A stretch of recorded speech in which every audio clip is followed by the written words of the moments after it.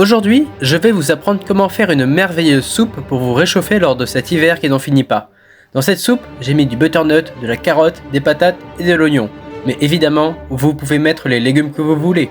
Puis j'ai envie de vous parler d'un sujet que j'aime beaucoup, la Révolution française. Mais surtout de bien mettre au clair la succession d'événements qui ont eu lieu pendant cette révolution. Car on le sait tous, hormis la prise de la Bastille, vous n'avez rien retenu d'autre de vos cours de 4e. Tout commence le 5 mai 1789 lors de l'ouverture des États généraux à Versailles.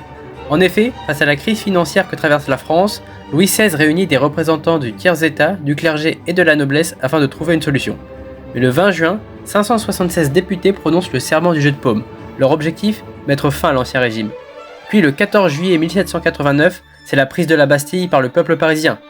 S'ensuit l'abolition des privilèges féodaux le 4 août et la déclaration des droits de l'homme et du citoyen le 26 août.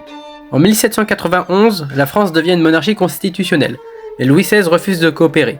Et suite à la fuite de Varennes du 20 et 21 juin, il devient l'ennemi de la France. Par la suite, le 10 août 1792, le palais des Tuileries est pris d'assaut par les Parisiens.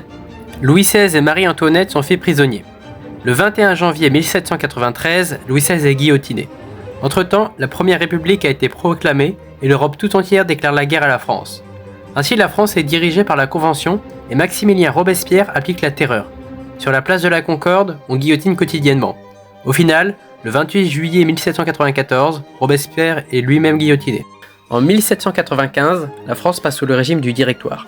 Mais ce régime politique dirigé par 5 directeurs s'avère très inefficace.